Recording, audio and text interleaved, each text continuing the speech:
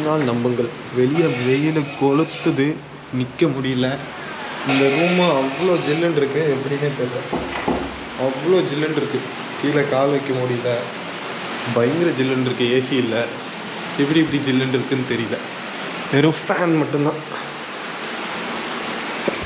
ஒரு 4:30 மணி வரைக்கும், இப்போ மணி வந்துட்டு 2, ஒரு 4:30 மணி வரைக்கும் கொஞ்சம் ரெஸ்ட் எடுத்துகிட்டு அதுக்கப்புறம் கேமல் சஃபாரி மொட்டகத்தில் வச்சு சன்செட் பார்க்க கூப்பிட்டு போவாங்களாம்.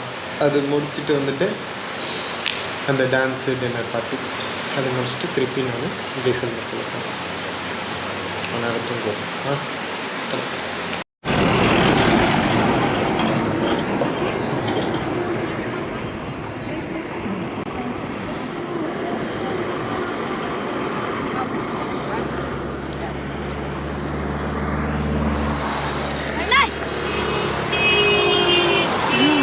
नाम क्या है आपका? मोजो मोजो मोजो टूरर. गोजो दोरोजा. इधर लो गज्जो दोरोजा. गज्जा दोर क्या ले? इधर लो.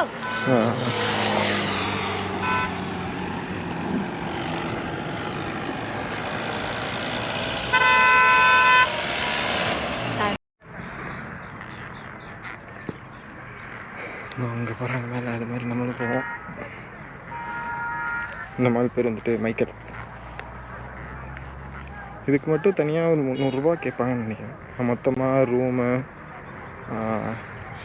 Dinner, dance program. ரூம்லாம் கொஞ்ச நேரத்துக்கு தான், ஒரு 4-5 ஹவர்ஸ்க்கு. Camel safari, dance, DJ, dinner எல்லாத்துக்கும் சேர்த்து 1500 வாங்கினாங்க. ஒட்டக வண்டி.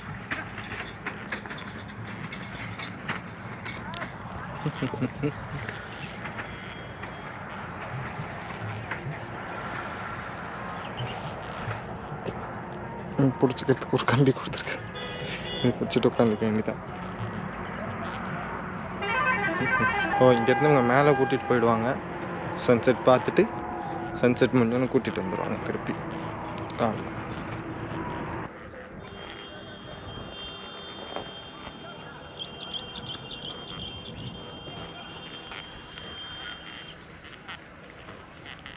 இந்த இடம் வந்துட்டு ஜெய்சல்மேர்லேருந்து ஒரு 45 கிலோமீட்டர் இந்த பக்கம் இருக்குது. என் பேர் வந்து சம்னு சொல்கிறாங்க. எழுதுறது பார்த்தா SIMன்னு எழுதியிருக்காங்க. சம்.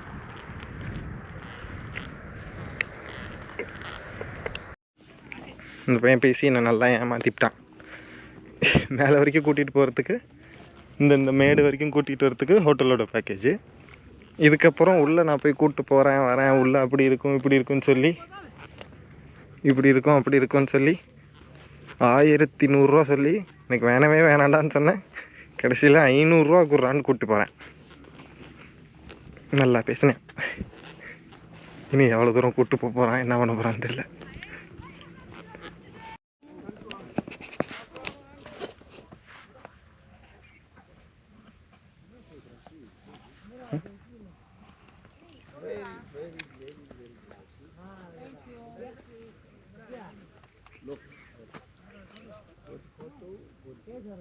கோல்டுபர்க் மாதிரி இருக்காரு, அங்கே நடு ஒட்டக மேலே உட்காந்துருக்கவர்.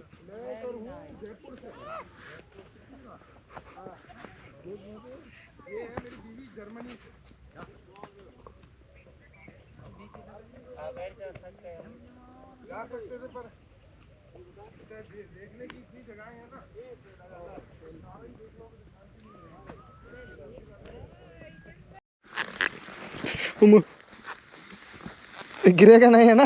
नहीं अति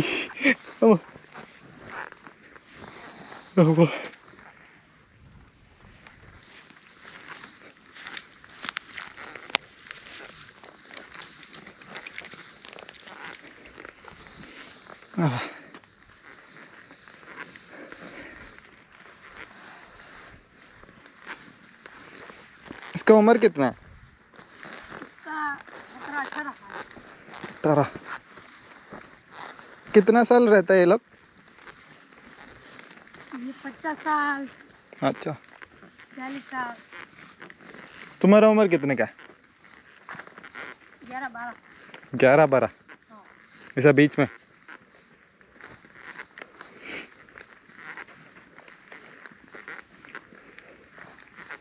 யாராவது ஹிந்தி தெரிஞ்சவங்க இதை பார்த்தீங்கன்னா தயவு செஞ்சு உங்கள் வீட்டு பிள்ளையா நினச்சி மன்னிச்சு விட்ருங்க. நமக்கு தெரிஞ்ச ஹிந்தி அவ்வளோதான். तुम भी चढ़ो ना. वापस जाते रहो. ठीक. ताना काटा को ताना को मार चल मांग करो.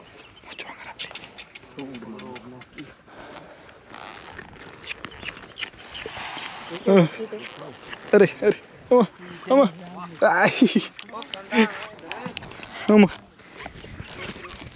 हलागम कर यार परो कर नहीं. ये पकड़ पकड़ चलो जाओ. जाओ. अकेले चलेगा क्या?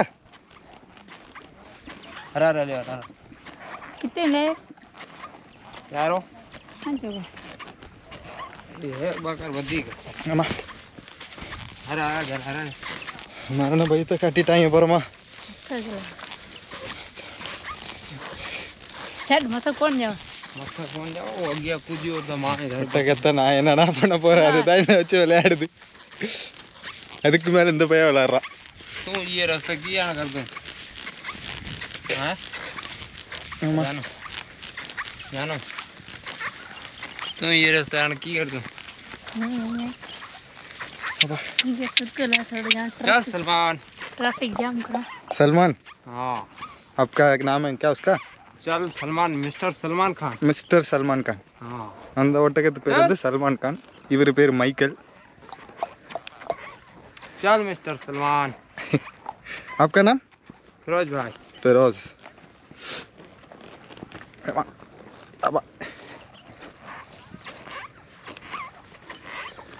ओस्मान खान जिंदाबाद. बोलो हाँ क्या बोल रहे हैं? ओस्मान खान जिंदाबाद. ओस्मान खान. वो कौन है? वो ये पीछे वाले का पिताजी. अम्मा, अरे अरे ये तो कुछ भी नहीं पकड़ा है. अच्छा मौसम போச்சு ஓட ஓட போகிறான் ஓட ஓட போகிறான் இப்போ. எவா எவா அப்பா ஆமாம் ஆமாம்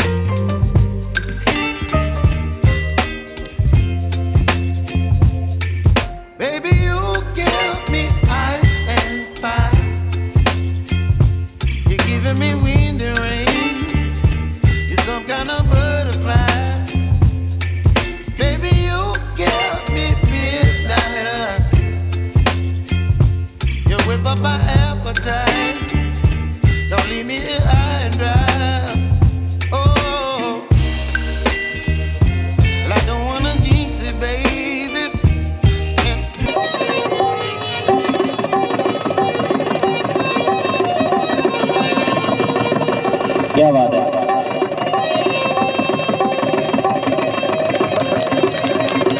क्या बात है।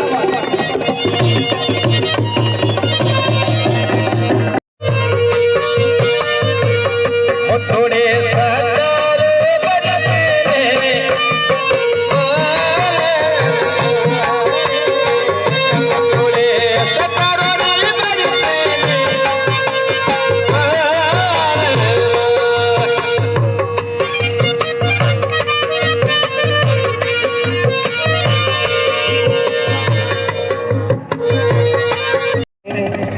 इस शेविंग ब्लेड को कलाकार अपनी आंखों से उठाएंगे। वो कैसे? ग्राउंड में आप लोगों को दिखाई जा रही है, एक गिलास रखी है, इसी गिलास के अंदर शेविंग ब्लेड को डाल करके कलाकार अपने कमर पे पल खाते हुए बैक साइड से जुड़ करके अपनी आंखों से उठाए। क्यों? इनको देख भी सकते हैं, हाथ में लेके देख सकते हैं, क्योंकि हाथ में लेते हैं जब डरते हैं। इन चीज को अगर अपन लेते हैं तो हाथ में संभाल लेनी पड़ती है, लेकिन कलाकार अपनी आंखों से उठाएंगे, वो भी कमर पे पल खाते हुए।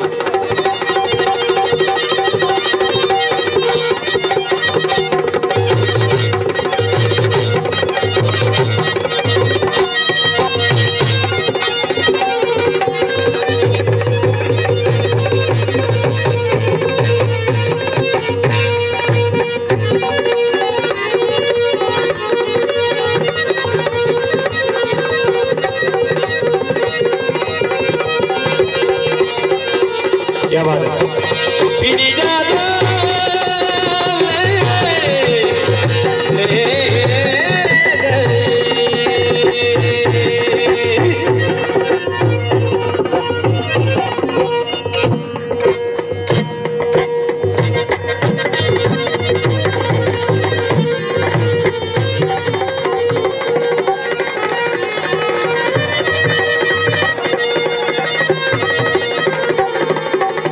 क्या बात है। देखिए सभी मेहमान कि अपना कमर का बैलेंस बनाते हुए, कमर पे बल खाते हुए कलाकार अपनी आंखों की पलकों से शेविंग ब्लेड को उठाई जा रही है। कितनी नाजुक चीज होती है आपको।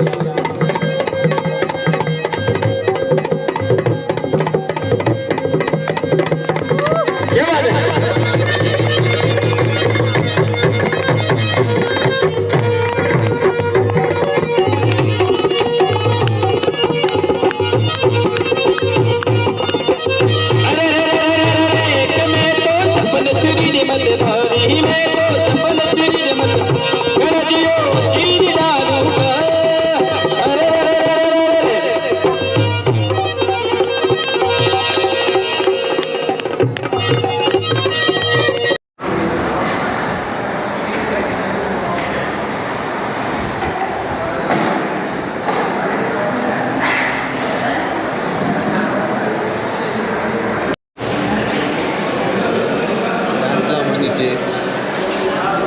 ஆடிக்கிட்டு இருக்காங்க.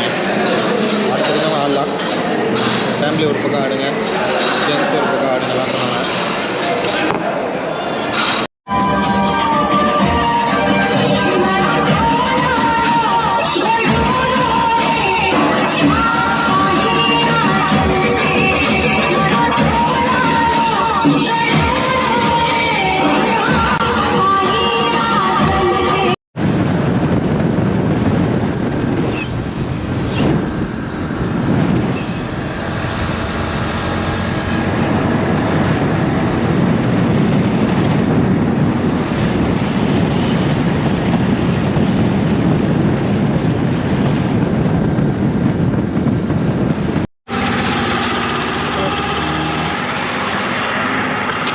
மணி 1 மணி ஆகுது, கிளம்ப வேண்டிதான்.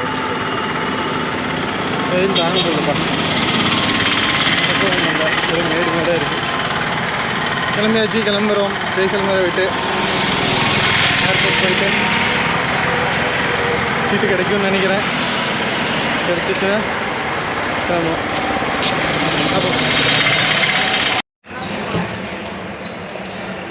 ஜெய்சல்மர்லேருந்து இப்போ கிளம்பிட்டோம், ஏர்போர்ட் வந்துட்டோம். நான் என்ன சொல்லணும்னு நினச்சேன்னா, நான் வந்துட்டு ஒரு ஏர்லைன்ஸில் ஒர்க் பண்ணுறேன்.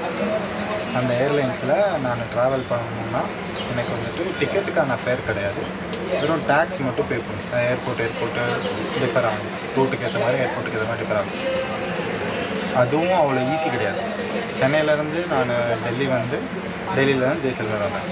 சென்னை டு டெல்லி ஃப்ளைட்டு ஃபுல்லாக இருந்துச்சு. நான் என்னோடய புக்கிங் ஹோலில் தான் இருக்கும். பேசஞ்சர் யாராவது வரல அப்படின்னா எனக்கு அந்த பேசஞ்சரோட சீட் கிடைக்கும். அப்போ தான் நான் ட்ராவல் பண்ண முடியும். டெல்லி டு ஜெய்சல்மர் ஃப்ரீ ஆகிடுச்சு, வந்துட்டேன். இன்றைக்கி ஆக்சுவலாக எனக்கு காலையில் Jaisalmer to Delhi to Chennai flight இருந்துச்சு. டெல்லி நான் ரீச் ஆகி டெல்லியிலேருந்து சென்னை ஃப்ளைட் மாறுறதுக்கு எனக்கு 4 hours டைம் இருந்துச்சு. போதுமான அளவு இருந்துச்சு டைமு. நான் டெர்மினல் மாறணும். டெர்மினல் மாறி டெர்மினல் 1லேருந்து டெர்மினல் 3 போனோம். வெளியே வந்து பஸ் ஏறி ஷட்டில் பஸ் ஏறி அங்கே போய் அங்கே உள்ளே போயிட்டு டைம் ஆகும். 4 hours எனக்கு தாராளமாக இருந்துச்சு. அப்புறம் ஃப்ளைட்டு 2 hours எங்களுக்கு ரீஷெடியூல் ஆகிருந்துச்சு, டிலே ஆகிருந்துச்சு. 2 hours பரவாயில்ல, இன்னொரு 2.5 hours இருக்குது, போயிடலாம் அப்படின்னு நினச்சேன். அதுக்கப்புறம் மறுபடியும் இன்னொரு மெசேஜ், இன்னொரு 1 hour டிலே. ஸோ எனக்கு அரௌண்ட் 1 hour தான் டைம் இருக்குது. நான் அதுக்குள்ளே ஃப்ளைட் லேண்ட் ஆகி வெளியே வந்து ஷட்டில் பஸ் ஏறி வேறு டெர்மினல் போய் அங்கே உள்ளே போய் பேக் எல்லாத்தையும் எடுத்து வச்சு ஷூ எல்லாம் கழட்டி செக் பண்ணி போர்டிங் கேட்டு கண்டுபிடிச்சி ஓடி ஏறிட்டு கண்டிப்பாக டைம் பத்தாது. ஸோ இப்போ நான் டிக்கெட் மாற்றணும். திருப்பியும் ஜெய்சல்மர் டு பாம்பே டிக்கெட் மாற்றியாச்சு. ஜெய்சல்மர் டு பாம்பே டிக்கெட் மாற்றி இப்போ ஜெய்சல்மர் பாம்பே ஃப்ளைட்டு 2 மணி நேரம் டிலே ஆகிடுச்சு. 2 மணி அரௌண்ட் இருந்துச்சு. 2:55 சம்திங் இருந்துச்சு. இப்போது 5:25க்கு மாறிடுச்சு. 5:25க்கு இப்போ டிபார்ச்சர். இப்போது மணி 3 o'clock. இன்னும் 2.5 hours இருக்குது. இந்த ஃப்ளைட்டும் ஃபுல்லு. நான் கடைசி வரைக்கும் வெயிட் பண்ணி பேசஞ்சர் யாராவது வரலன்னா எனக்கு இந்த ஃப்ளைட்டில் டிக்கெட் கிடைக்கும். இல்லைன்னா இந்த ஃப்ளைட்டில் கிடைக்காது. ஜம்ப் சீட்டுன்னு சொல்லுவாங்க, அது க்ரூ உட்கார சீட்டு. அந்த சீட் சம்டைம்ஸ் தருவாங்க, சம்டைம்ஸ் தரமாட்டாங்க.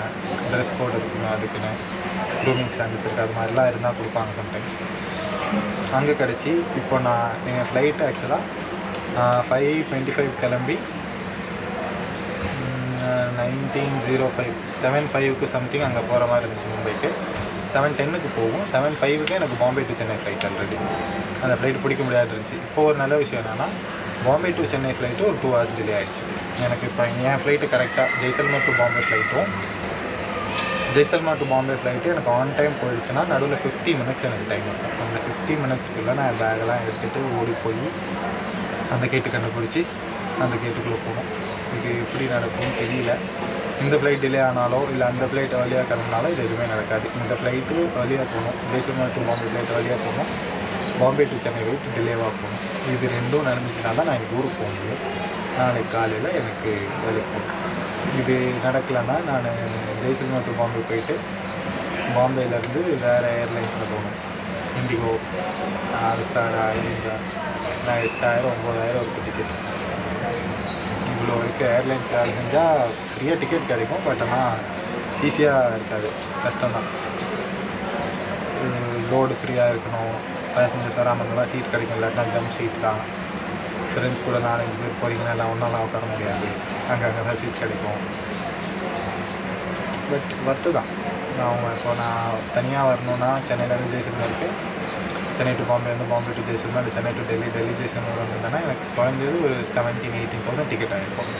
நான் வந்தது வெறும் 800 rupees, 800 900 rupeesல வாங்கினேன். திருப்பி போகிறதுக்கு எனக்கு அதே தான் இருந்துச்சு. ட்ராவலோட சார்ஜஸும் மொத்தமாக குறைச்சிடலாம். ஏர்லைனில் ஒர்க் பண்ணுற ஒரே நல்ல விஷயம்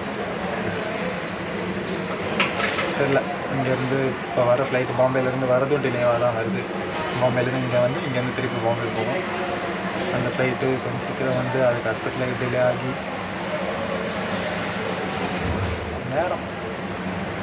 நேரம் சும்மா விட்டுச்சு.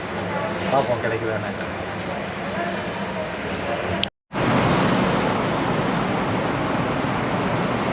நம்ம இருக்கிறது ஜம்ப் சீட்டுன்னு சொல்லுவோம். கேபின் க்ரூ உட்கார்ற சீட்டு.